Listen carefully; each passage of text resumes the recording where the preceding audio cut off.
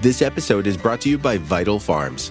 Isn't it bullshit to have to question where your food comes from? At Vital Farms, you can trace your pasture-raised eggs all the way back to the source, the pasture.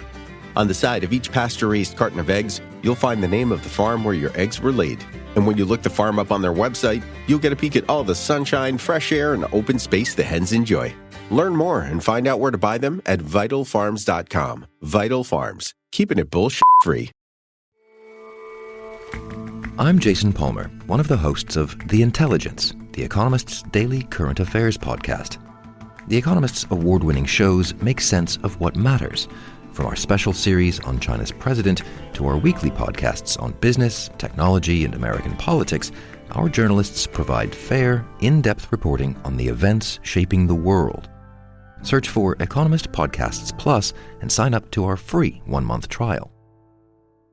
Get everything you need for your holiday meal at Whole Foods Market. Right now, you'll find Animal Welfare Certified Rib Roast on sale. It's a deliciously crowd-pleasing centerpiece. Plus, save on spiral sliced ham, bone-in lamb, and seasonal produce like sweet potatoes and Honeycrisp apples. For ready-to-eat sides, head to the prepared food section. Done. And remember that Whole Foods Market caters. Order gourmet catering at shop.wfm.com.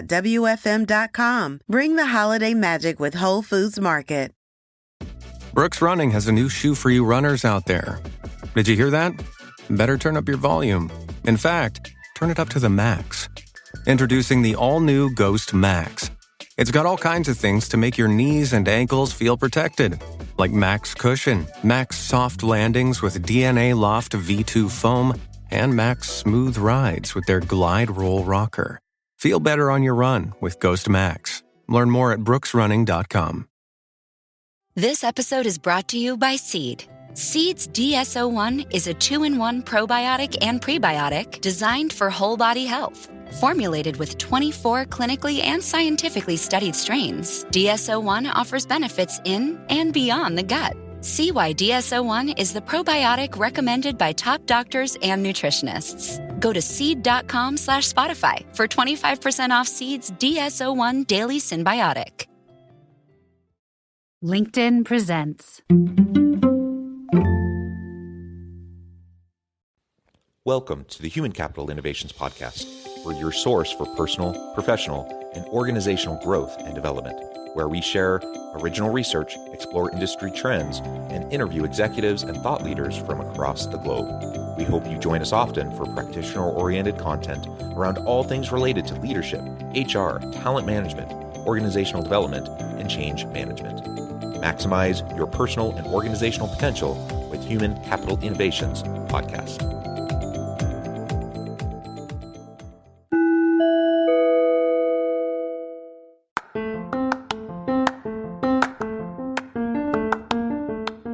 Do you enjoy the Human Capital Innovations Podcast? Enjoy ad-free listening by going to the Patreon page, and please consider contributing even at the producer or sponsorship level. And please leave a review. Thank you for your support.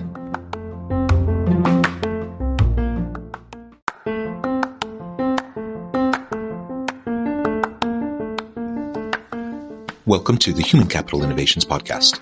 In this HCI podcast episode, I talk with Claudia Miller about empowering women in leadership roles.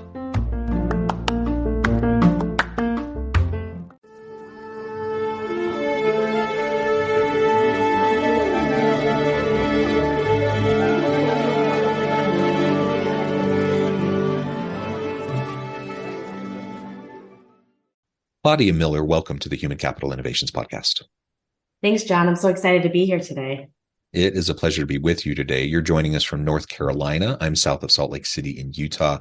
And today we're going to be talking about women in business and women in leadership roles and how we can pull more women into those roles, how we can empower women within those roles, and all of those sorts of topics. As we get started, I wanted to share Claudia's bio with everybody. Claudia Miller is a sought-after career coach for women in tech, and she's helped her clients land fulfilling jobs at a senior level. She also partners with companies and organizations in identifying rising stars within their organizations and providing strategic insights and support and develop a leadership and talent pipeline with a focus on women and women of color. And I could go on, Claudia, but I think I'm going to pause there. Anything else that you would like to highlight from your background or personal context before we dive on in? Get everything you need for your holiday meal at Whole Foods Market. Right now, you'll find animal welfare certified rib roast on sale. It's a deliciously crowd-pleasing centerpiece. Plus, save on spiral sliced ham, bone-in lamb, and seasonal produce like sweet potatoes and Honeycrisp apples. For ready-to-eat sides, head to the prepared food section. Done. And remember that Whole Foods Market caters. Order gourmet catering at shop.wfm.com. Bring the holiday magic with Whole Foods Market. It's time to say goodbye to hold music and say hello to fast customer support with Service Cloud. With trusted AI and data working together, you can skip long wait times and deliver efficient, personalized service right away, all while keeping support costs low and more customers happy. Reimagine your customer support with the #1 AI CRM for service. Learn what's possible at salesforce.com/products/service. This episode is brought to you by Klaviyo, the platform that powers smarter digital relationships. With Klaviyo, you can activate all your customer data in real time, connect seamlessly with your customers across all channels, guide your marketing strategy with AI-powered insights, recommendations, and automated assistance, deliver experiences that feel individually designed at scale, and grow your business faster. Power smarter digital relationships with Klaviyo. Learn more at klaviyo.com/Spotify. That's KLAVIYO.com/Spotify. Reboot your credit card with Apple Card, the credit card created by Apple. It gives you unlimited daily cash back that you can now choose to grow in a high-yield savings account that's built right into the Wallet app. Apply for Apple Card now in the Wallet app on iPhone and start growing your daily cash with savings today. Apple Card subject to credit approval. Savings is available to Apple Card owners subject to eligibility requirements. Savings accounts provided by Goldman Sachs Bank USA. Member FDIC. Terms apply. Yeah, I worked across probably 26 industries at this point. So I worked across all levels of leadership. And one of the things that I really enjoy is really helping women, especially like ambitious, career-driven women, move into those senior leadership roles, whether a manager trying to move into a director position, directors trying to move into a senior director, or at an executive level role. And it's a really important, needed component, the coaching and the mentoring to help people navigate. And especially if we're thinking about not just women, but women of color, you're adding layers to the challenges that one might face, in terms of the lack of privilege in comparison to, say, their white male counterparts who are going for positions. And so helping people navigate that, especially if, they don't have a really great support system around them, or if there's not a good mentoring structure within the organization they happen to be in, it certainly can be challenging. So having people like yourself to help with the coaching and mentoring for women to be able to land in those types of roles, I think is tremendous. It's more of what we need if we hope to close the gender gap in terms of roles in leadership for women in organizations and senior and executive leadership, but also the wage gap. One thing I wanted to just start with in terms of level setting and laying the groundwork and the framework for this episode is if we can just talk a bit about those gaps. And, I've seen industry reports that have even suggested that women, as a cohort have been set back even a generation over the last few years due to the pandemic and the challenges in relation to the pandemic. Maybe you can speak to that as we begin, and then we can start to dive into how we can move more women into leadership roles. Yeah, definitely. Definitely in the past few years, especially since 2020 pandemic happened, it actually impacted more women, and specifically women of color. Whereas even we hear about salary discrepancy, women are not getting paid equal pay. And most of the time we hear like, women make around 80 cents on the dollar, but to be specific, it's Caucasian women make 80 cents on the dollar. Whereas if we look at Black women, they're making around 63 cents on the dollar, and Hispanic women are making around 54 cents on the dollar. And this is just for the same role. So literally they're getting paid half the portion or half the salary versus our white male counterparts. So this definitely drove a lot. And actually, we are making less now because of 2020, since that happened, and it impacted a lot of the women. Also, when we look at some of these reports, and one of the reports I really like is Women in the Workplace by McKinsey, where it shows that for every 100 men that get promoted, around 84 women get promoted. And as we can see, like there starts building that discrepancy around it, where as you continue to move up to the top of leadership, there's almost a 75% drop. Whereas men and women are getting hired at the same rates when it's entry level, but they're just not getting promoted at the same rate. Therefore, there's less women in those leadership roles. There's less of those opportunities. But yet data shows that when we have more women in senior leadership roles, it increases profitability. It also, helps in increasing patents. It also helps with mitigating risk within organizations.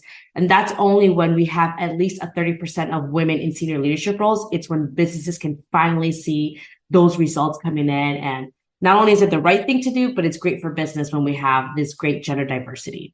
So there's the human case, there's the business case. It just makes sense. So whether, you're inclined to think, I know there are plenty of people who look at those gaps that you just talked about and they're like, yeah, but, and then they start to come up with all these excuses, or they say, yeah, but we're not comparing apples to oranges. I'm like, no, when we're talking about 80 cents on the dollar or the various numbers that you raise, that, we're controlling for different factors. Like we're trying to compare apples to apples here. Like it really is a true discrepancy in the aggregate, of course, not in every individual circumstance, but in the aggregate, we see these discrepancies. And so, when people might be hesitant because they're like, yeah, it's, maybe, is it really there? Or they might have other excuses or whatever. It's just important to remember that there's a huge business benefit for this in addition to the human benefit. Like it's just the right thing to do. It's the right thing for people to do.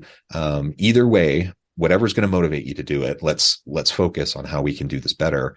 And give more truly equal opportunity to everybody, not just in name, not just in compliance, but in true opportunity in how we frame up how our organizations are structured and the systems and the processes that can sometimes inhibit the flow of women and women of color into these leadership types of roles. And it's, there are bigots out there. There are sexist people out there who are just blatant, about it. But I think most people probably are trying to be good and do right by others and don't have nefarious intentions.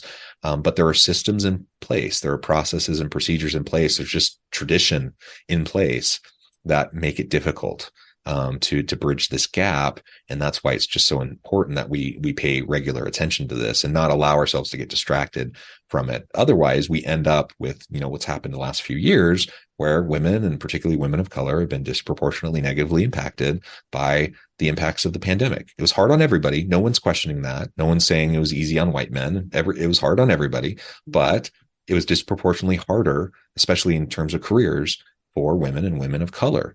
And that's just a fact. And we just need to acknowledge that, and then we can start to move forward.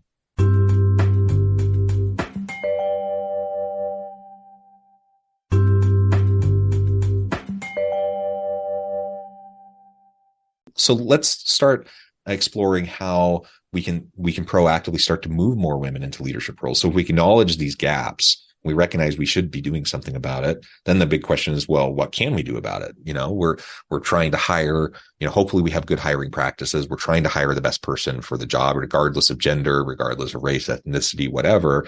How do we start to create pipelines and start to create opportunities for more women to move into these roles in a proactive way? Yeah. And I think I really like how you said, because it comes to processes and systems, because it does impact on what we do and that accountability factor. If we were to focus this more as an organizational level, definitely it starts with those systems that we have in place.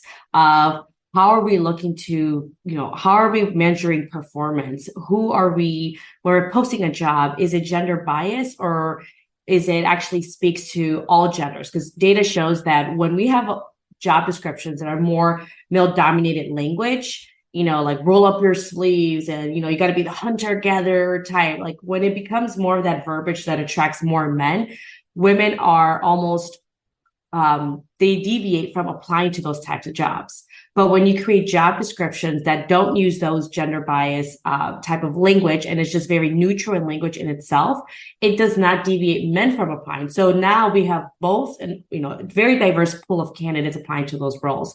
So it starts with those job descriptions, and it talks about really of understanding of having the accountability, saying, hey, we're going to hire more diverse talent, but not keeping people accountable. That's really not going to make a change. What we really see change is when we start impacting, and it's part of like KPIs, for example. I've seen a lot of organizations where they'll say, we're going to open a job posting, and unless we have 50% candidates that are diverse or women, we cannot release the rest of the resumes because we haven't hit that metric. Well, my question to them is, well, what are you doing to gather and entice more other different types of, whether it's women or diverse candidates, to apply to these roles? Are you still just posting it on certain job boards? Or are you being more strategic around it? Are you placing it maybe in HBC universities, maybe in women association groups? Where this posted so that we can drive those candidates? Because then from the manager receiving end, they're thinking, oh my God, I cannot fill this role and I can't get access to any resumes because we haven't hit that 50% and there's just not enough women applying. Well, because we're not targeting women. We're not being strategic in our efforts. So really understanding of not just putting something in place, but how are we going to drive there? How can we ensure success? And then afterwards, really having an understanding that everyone is accountable for it. And I always feel like there's always somebody like this in every organization where let's just say like John Doe. Let's just say like, oh, you know how John is, and I know it was John, so maybe we'll change it to Bob. Like, you know how Bob is. He's just like old school way. Like, that's just how he is. And if that's just how he is and it's not driving what the organization is looking to do, they're trying to increase profitability, increase diverse leadership. Well, then Bob maybe does not deserve to be in that role, does not deserve to be in a manager role. Maybe Bob needs to go somewhere else, but not letting that go just because that's just how they are. And it's really understanding of how can we keep everyone accountable? How are we measuring it? Where are we currently at? How can we get there? And how can we ensure success so that way it is really true of being able to attract that? And then from then on, it's really having an understanding of, well, how do we move more women into senior leadership roles? What are we currently doing? Because a lot of organizations I've seen is they have great talent, yet they're looking to hire externally. They're always hiring externally. And all of a sudden, it's starting, especially when it comes to the high level leadership, a lot of these leaders come in and bring their own people. Now, all of a sudden there's like this thing happening versus saying, we have really great talent. Let's keep that knowledge within the organization. How can we develop them? How can we, start grooming our next generation of leaders? And how can we continue moving that up and making sure that it's diverse as well? So that way, we are able to do the right things and not just target a certain demographic. Yeah, I love that. And again, a lot of it is just implicit bias, or it's not necessarily in the forefront of people's minds. They're just, I had a recent dialogue with, a team in an organization. They're not even disproportionately. I mean, they're almost completely predominantly white men. They all have their reasons for it. And they're like, no, gender doesn't play into this at all. Like it's not part of how we're thinking about this. And I believe them that they believe that. And I don't think there's any nefarious intent. But when you look at, hiring committees that are made up of only white men, when you look at what the job postings look like, when you look at the type of interview questions they use, when you look at, what they tend to prioritize in terms of what is the most qualified, and often things that don't really matter as much, but it's just kind of traditional, things in their field that they think should matter.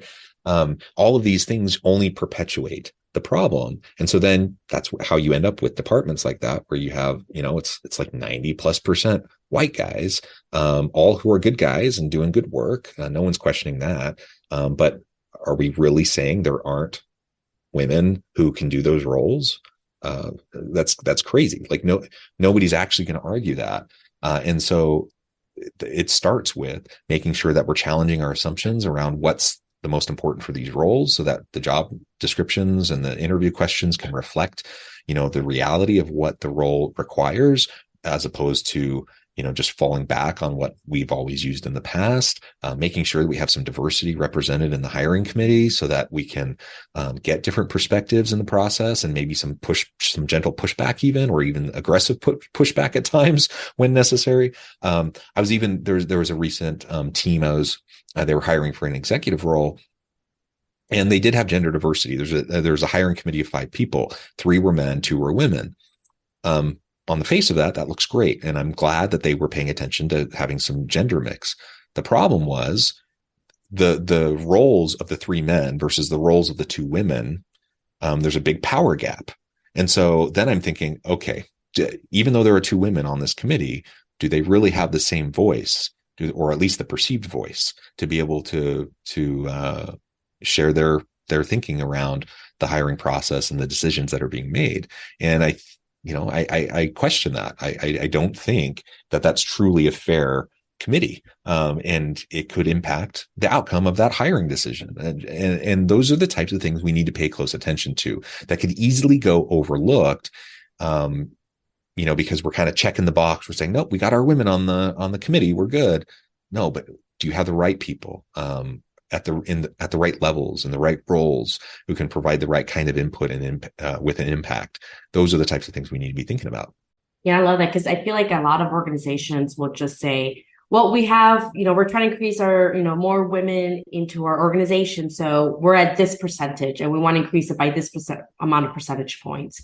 But it's really looking into, well, of those women, even race, we're breaking it down. And like you said, at what level? If there's if women are all entry levels and yet all the executive leadership is made up of men, then it's not true gender diversity. And like I said, one of the data shows that for organizations to see true profitability, and I think around 12 to 15% increase is women need to be at least 30%, and that including also like board positions and executive positions. 30% needs to be composed of women in order to see that true change. So having that just one person say, hey, we're diverse, we have this one woman, where's our profitability? It's not going to happen like that until you have at least 30%. And that's just, I'm not even saying like, make it equal, like 50%, just even 30%, you see that big change when it comes to the organizations, how they're able to thrive and increases innovation and patents, all these things, the benefits that come from that. Yeah, absolutely. Okay, so let's talk about pipelines. How do we start to generate pipelines within organizations? Hopefully we're doing the things like you said, we're having inclusive hiring practices, we're posting in diverse places so that we can attract different types of applicants. Hopefully all of that. But in many ways, we're talking about bringing external in. There's also opportunities to develop pipelines within so that you're developing the talent within your organization, preparing them for future roles.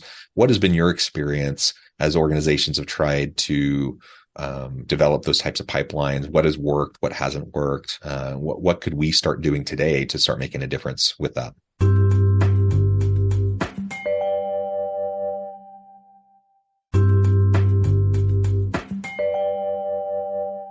Introducing Carvana Value Tracker, where you can track your car's value over time and learn what's driving it. It might make you excited. Whoa, didn't know my car was valued this high. It might make you nervous. Uh-oh, market's flooded. My car's value just dipped 2.3%. It might make you optimistic. Our low mileage is paying off. Our value's up. And it might make you realistic. Car prices haven't gone up in a couple weeks. Maybe it's time to sell. But it will definitely make you an expert on your car's value. Carvana Value Tracker. Visit Carvana.com to start tracking your car's value today. Definitely, I would say like establishing clear job description, performance, and metrics. That's really important, because what I've seen too around organizations, and I work with, not only with organizations, but also with clients one-on-one with their career coaching, is really that, they might get great performance metrics, but it's not enough to constitute a promotion. Yet their male counterparts are getting promoted. So what is really happening here? And is that true?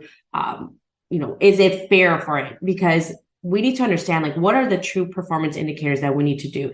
What do we need to do? And we cannot just change it based on that person, who they are, and really having that understanding of that. Definitely the other thing would be is having sponsorship when it comes to that. A lot of women, as we know, we make a very small percentage of the executive level. So there aren't that many women that we can say, well, let me tap into this vast network of women who are executives. But how can we create that sponsorship? How can we create these opportunities? And really looking at even some of the practices, because I've had clients where, they've gotten really great performance remarks, they've done really great work, yet they found out that they're paid, one of my clients actually found out that she was getting paid $50,000 less than her direct reports once she was moved into that manager role. And that's after she received an increase for her manager salary. So like those things should, like, clearly you can look at that data and you can start seeing, well, we're not paying them accordingly. We're not paying them fairly. And when they do find out that they're not being compensated equally and they're not being appreciated for their work and they're not getting promoted, that's when my clients say, I love this company, or I've done some really great work, but I don't want to feel unappreciated anymore. I don't want to be underpaid. And they leave. And all of a sudden, the company comes with like, oh, you know what? Actually, we can't give you that promotion. Oh, we can give you that salary, where had they done the right thing from the beginning, my clients and other job candidates wouldn't have to be job searching and seeking elsewhere. So even like those practices around it, I feel like a lot of companies and organizations really penalize, and this is just overall, their employees for being loyal. If you're there for 10 years, I guarantee you that you're being underpaid. Someone external can come in and get paid more, yet the employee that's been loyal to the organization does not get that same treatment, does not get that same pay. So really having an understanding of like, where are we now as an organization? Are we actually paying them adequately at the way they should be? Are we promoting? And if not, why aren't we promoting? Why isn't this happening? Oh, is it because we didn't have enough, maybe candidates or employees that are women applying for those roles? If they're not, why are they applying for it? Are we creating them an environment where we're grooming them for those leadership roles? We're introducing sponsorship opportunities. Maybe we can develop something like a leadership pipeline where application-based or nominated-based, and then once they go in, they start creating almost a curriculum to start helping them develop those leadership skills in order for them to move up. And not only is this, a lot more cost effective just from an HR perspective and helping with like retention when it comes to employees, it also builds that great pipeline. These are loyal employees that are, very ambitious, that want to continue moving up and advancing in their careers. It just checks off a lot of those boxes when you have a really great program like that. But when you hear sometimes, I've heard some organizations where leadership doesn't have time for this. Well, as part of leaders, it is your job to really groom the next generation of leadership. And if they don't have time, or maybe they don't deserve to be in those leadership positions, that should be a portion or a fraction of their role to really start developing that talent, because we know that they're not going to be there forever. So how can we continue doing that? And I was actually looking at another stat, and it was something ridiculous, like every day around 10,000 boomers are leaving the workforce, and HR people are struggling, and organizations are struggling to fill in those leadership roles. And that's because they haven't been building this leadership pipeline. So why not, be more proactive? Why not, really but just really benefit from all of these great additions that happen from building that leadership pipeline, so that way you're not in that position where you're scrambling. And a lot of these organizations are, impacted very negatively just because they can't find enough leadership or trained leadership and that are ready for these types of roles. I mean, we're really talking about a win-win kind of scenario here for organizations who are struggling to find talent and struggling to fill positions. So many open positions. If we're just talking domestically here in the U.S., just in the U.S., there's so many open positions that are when you're talking about senior level positions or highly technical positions. There's just skills gaps, there's experience gaps. It's so hard to get good people. Why in the world aren't we creating more pipelines generally, but specifically as it relates to women of color, so that they can fill these roles? They have the experience, they have the skill sets, the competencies and capabilities. Sometimes the only thing that's hurting them, in addition to being a woman, and perhaps the implicit biases they're facing, is, maybe they took a few years off in their career, because of family reasons or whatever, right? And should that matter? Should that matter and keep them from moving into these roles moving forward, which is only making it harder for organizations to fill these roles? I mean, it seems like a no-brainer that we should be doing this more. It's the right thing to do from a business case. It's the right thing to do from a human case. One other quick thing I just wanted to mention, I was interviewing researchers out of, I think it was perhaps the University of Queensland in Australia, one of the universities, the main universities in Australia. And these behavioral economists were doing research around opt-in versus opt-out mechanisms for the impact on women in leadership roles in organizations. And so most organizations have a opt-in kind of mechanism, for internal hires and for those types of roles. And if you have an opt-in, there's a position open, people have to express their interest. And that simple mechanism disproportionately benefits men over women, oftentimes, for many of the reasons you already mentioned, around men just being willing to throw their hat in, even if they don't meet most of the qualifications, whereas women want to feel like they meet 90+% of the requirements for the position, etc. When all they did was they shifted from an opt-in to an opt-out mechanism. So they just automatically assumed that everyone on the team would like to be considered for a new role. And as soon as they changed that, they saw the gender gap in leadership roles erased in almost 3 years. Because now they're just looking at performance, and they're just looking at, well, who's good, who could be good in this new role. And they weren't waiting for people to say, I want this role. They were just looking for who could do it well. And then they would approach them and say, hey, I think you should be part of this process. That simple mechanism made all the difference. So there are lots of little things we can do to make a difference. We need to start doing it now.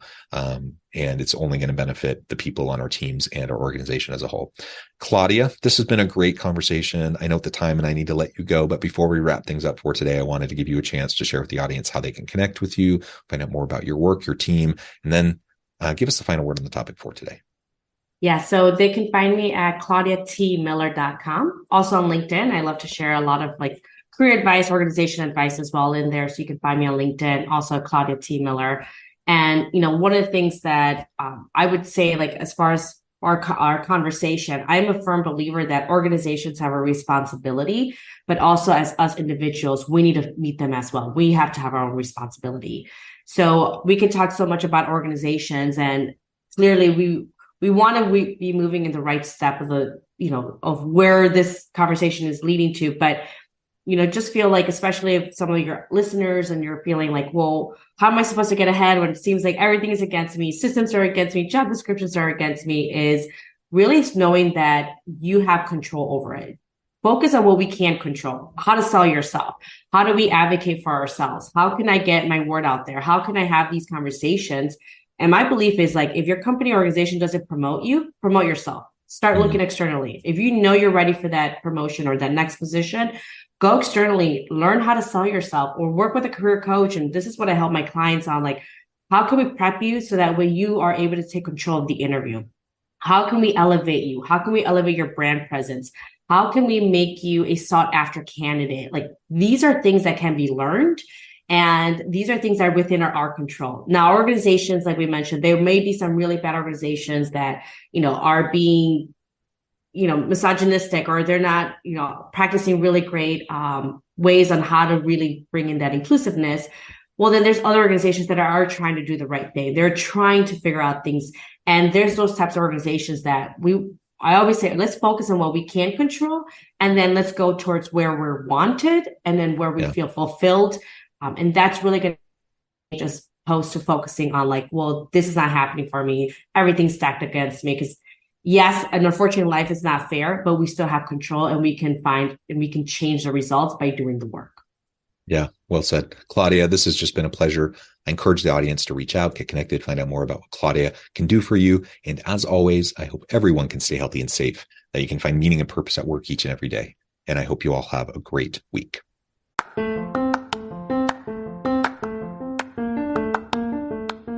Do you enjoy the Human Capital Innovations podcast? Enjoy ad-free listening by going to the Patreon page. And please consider contributing even at the producer or sponsorship level. And please leave a review. Thank you for your support.